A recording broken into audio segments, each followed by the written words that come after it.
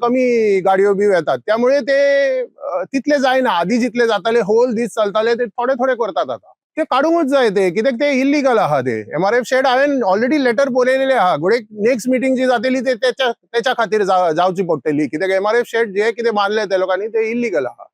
ही 20 वर्ष हांगासर उबारण्यावरून तुमचे लक्ष लागलेले लक्ष आहले, सगळे जे अटर्नी येताले त्यांचे कंटिन्युअस लक्ष आहले, ते लेटरूय बरयताले, पण त्याची दखल कोणूच घेयना आहले. आता कितें जाले, आमची जी MLA आहा दिलायलन, तिने आमकां डिफरंट डायरेक्शन दिली एका हे करपाक, आणि म्हणून आम्ही पॉल्युशन कंट्रोल बोर्डा कडेन गेले. आम्ही जो इल्लीगल काम करतालो त्याच्याकडेच आम्ही वचून लेटरी बरयतालो, तो कसलीच दखल घेयनाहलो, त्याच्यामुळे ते उरले तसे. MRF शेड सुद्धा करपाक ऍक्च्युअली ती इल्लीगल आहा, कित्याक कम्युनिटी दादाची परमिशन त्या लोकांनी घेवंक ना. त्याचेरूय हांवें कंप्लेंट केलेली आहा, आणि त्याचेरूय गडे पॉल्युशन कंट्रोल बोर्डाक दखल घेवची पडटली, कित्याक MRF शेडा खातीर आमची परमिशन जाय, पण त्या लोकांनी आपुणूच कन्स्ट्रक्ट केला ते सेग्रिगेशन बी करपाक, आणि ते इतले वर्सां ते करतात.